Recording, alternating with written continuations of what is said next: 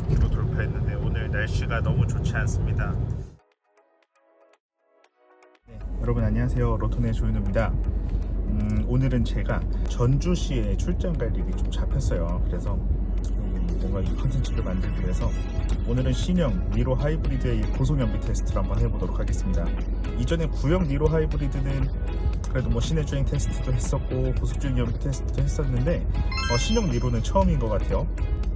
기회가 될 때마다 어떻게 이런 성능이나 이런 경제성 부분에 대한 콘텐츠를 좀 저희가 제공해드려야 되는 의무가 있지만 생각보다 지금 상황이 녹록지가 않습니다. 사실 최근에 LPG 전용 모델이 단종이 되면서 소나타도 단종이 된다는 소식이 있고 K5는 이미 단종이 되어버렸어요.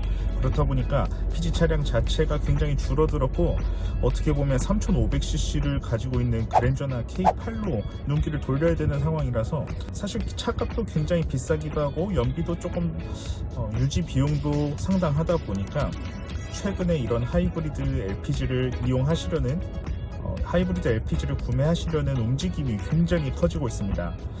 저희도 이런 기아자동차, 현대자동차 영업 직원분들의 이런 내부적인 소스를 통해서 최근 들어서 이 하이브리드 차량의 예약 대수가 대략 N100대 정도 예약이 밀려 있다라고 되어 있어서 저희는 그냥 좀 반신반의하는 상황이었는데 최근에 하이브리드 차들이 들어오는 걸 보면 어느 정도 신빙성이 있는 소리 같아요. 진짜 이 하이브리드 차량에 파묻혀서 일을 하고 있는 직원이 있습니다. 특히나 이 신형 니로 하이브리드는 거의 100만 유튜버죠. 100만 님께서 감탄을, 경악을 금치 못했던 모델이기도 합니다. 저도 뭐 니로를 굉장히 많이 타봤지만 니로의 성능을 거의 그대로 유지하면서 경제성을 어마어마하게 가져가는 방식입니다. 특히나 요 차량을 저희가 영업용 차량으로 쓰고 있는데 지금도 게이지가 풀이에요. 그러니까 이 차량에 충전을 자주 할 수가 없어요. 왜냐? 연비가 워낙 좋거든요. 그래서 일단은 연료는 가득 차 있지만 그래도 충전소로 가서 다시 한 번 더 연료를 가득 넣어 놓고 그리고 나서 트립을 초기화하고 출발해 보도록 하겠습니다. 오늘부터 내일까지 운행을 하게 될 건데 한 500km 정도 타게 될 것 같아요. 그래서 조금 더 이제 정확한 수치를 파악하기 위해서 풀투풀 방식으로 연비 체크를 해 보도록 하겠습니다. 그러면 일단 충전소로 가겠습니다. 비가 와서 더 힘든 주행이 되지 않을까.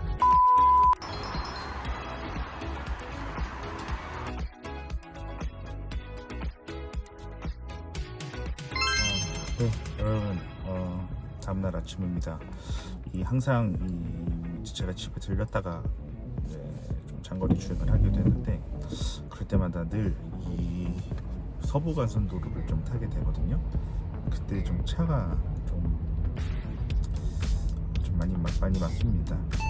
차가 좀 막히다 보니까 오히려 니로는 연비가 좀 치솟는 현상이 좀 보이네요.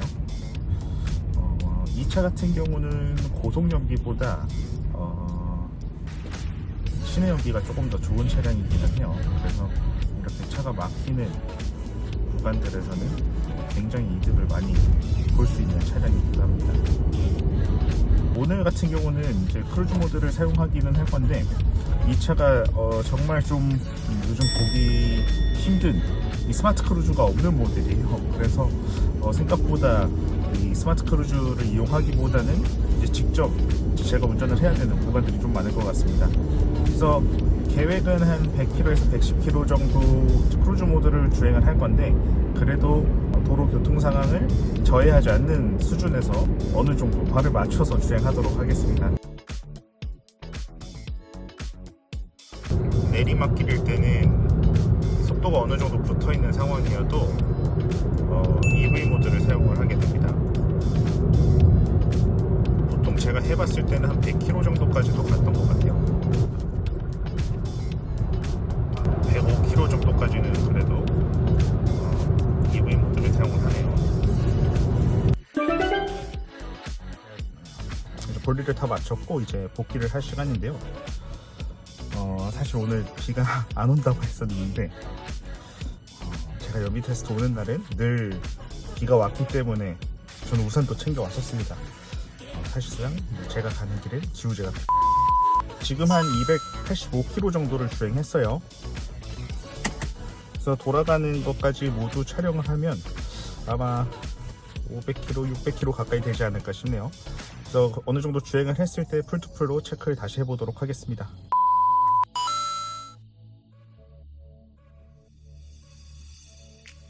지금 500km를 탔는데 연료가 좀 많이 남아 있어요. 이건 뭐 연비를 떠나서 일단 한번 충전하면은 1000km 정도는 충분히 탈 수 있는 수치가 아닐까 그렇게 생각이 됩니다. 어제 오늘 해서 한 500km 탔고 내일까지 테스트를 더 해볼게요.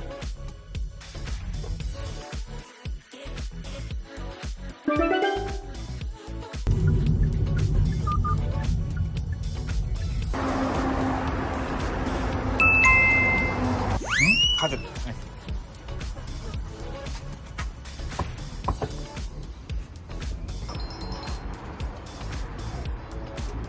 네, 니로 연비 테스트 결과를 말씀드리겠습니다. 보다 정확한 연비 측정을 위해서 풀투풀 방식으로 연비를 계산해 보았는데요. 총 570km를 주행을 했고 LPG 충전량은 28.384리터였습니다. 그러면 20.08km라는 놀라운 연비가 나옵니다. 이 니로 하이브리드의 고속도로 공인 연비가 19.6km인 점을 고려하면 아주 준수한 연비가 나왔다고 볼 수 있을 것 같아요. 그리고 니로는 오히려 고속일 때 연비가 소폭 하락하기 때문에 이 차량으로 복합 주행을 하거나 시내 주행을 할 때에는 보다 준수한 수준의 연비가 실현되지 않을까 싶습니다.